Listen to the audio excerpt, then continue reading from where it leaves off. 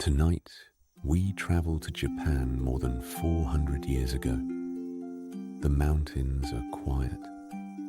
The villages are asleep. Lanterns glow softly behind paper windows. And beneath a sky filled with stars, a lone samurai walks an ancient road. His name is Takeda Ren. Unlike many famous warriors, Ren was not seeking glory. He was not marching toward battle. He was not hunting enemies. He was simply trying to find a place where he could finally rest. For nearly 20 years, Ren had served his lord. He had traveled across valleys, forests, and mountain passes. He had witnessed great victories and terrible defeats. He had stood in the rain before battle. He had watched the sun rise over distant castles. And he had lost many friends along the way. Now, at 48 years old, Ren found himself wondering something he had never asked before. What happens when a warrior grows tired of war? The question stayed with him as he walked. The road curved through a forest of towering cedar trees. Moonlight filtered through the branches above. A cool breeze carried the scent of pine and distant rivers. For the first time in many years, there were no orders waiting for him, no battles to prepare for, no enemies to track, only silence. And silence, Ren discovered, could be surprisingly difficult. For years, his life had been filled with purpose. Every day had a clear task. Every choice had a clear direction. Now there was only uncertainty. The forest eventually opened onto a small valley. At its center stood a quiet village. A handful of homes rested beside rice fields. Thin trails of smoke drifted from chimneys. Dogs slept beside wooden fences. A narrow stream flowed through the center of town. The village seemed untouched by the troubles of the outside world. Ren decided to spend the night there. An elderly innkeeper welcomed him with a bow. The man offered a simple meal of rice, vegetables and fish. Nothing fancy, nothing expensive. Yet as Ren sat near the fire eating his dinner, he realized it was one of the most satisfying meals he had enjoyed in years. Perhaps because he was no longer eating in preparation for battle.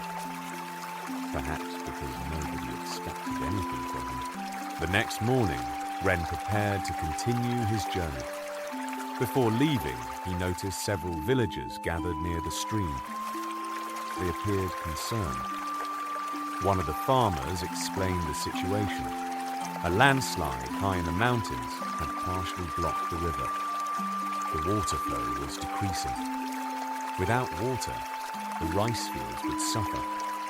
Without the rice fields, the village would struggle through the coming winter. The villagers had discussed the problem for days. Yet nobody knew how to fix it.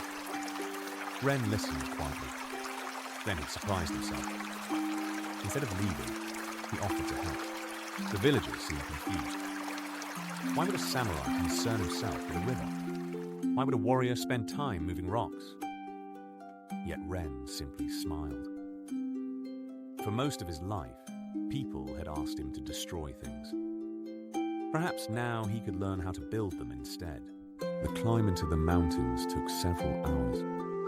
The blocked section of river was easy to find. Large stones had tumbled down a steep hillside during a recent storm.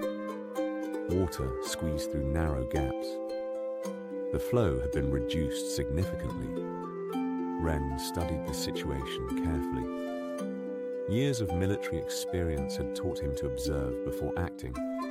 Battles and rivers, he discovered, shared something in common. Both rewarded patience.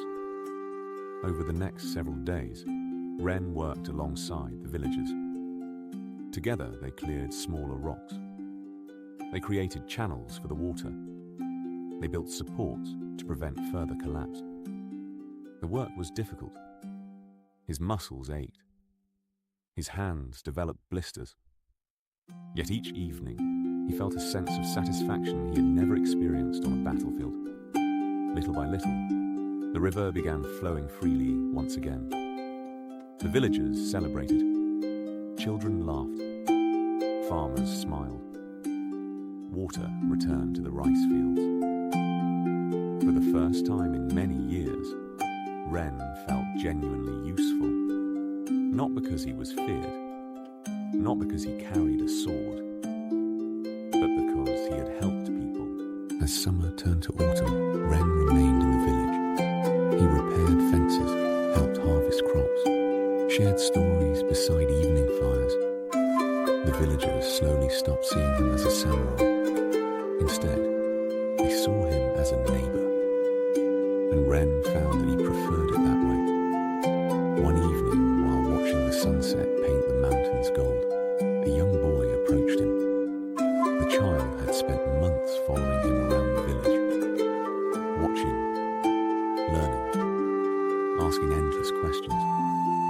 Master Ren, the boy said, what is the greatest lesson a samurai can learn? Ren considered the question carefully. Years earlier, he would have answered differently. He might have spoken of courage, honor, discipline, swordsmanship. But age had changed him. Experience had changed him. The mountains had changed him. Finally, he replied, the greatest lesson is knowing when not to fight. The boy looked puzzled. Ren smiled. A sword is easy to draw, he said. Anyone can start a battle. The child nodded. But building something, Ren continued. Protecting something. Helping others. Those things are much harder. The boy thought about this for a long moment. Then he nodded once more. Years later, he would remember that conversation. And so would many others. Because stories have a way of surviving long after the people who tell them are gone. Winter eventually arrived. Snow covered the valley. Smoke rose from warm homes. The river continued its steady journey through the village. And Takeda Ren remained. Not as a warrior, not as a hero, but as a man who had finally found peace. The sword he once carried every day now rested above the fireplace in his small home. Occasionally visitors would ask about it. Occasionally they would ask about his adventures. Sometimes he would share a story. Most of the time he would simply smile. The mountains outside were beautiful. The river still flowed. The village was safe. There was little else that needed to be said. And as the years passed, Takeda Ren came to understand something important. The purpose of strength is not conquest. The purpose of strength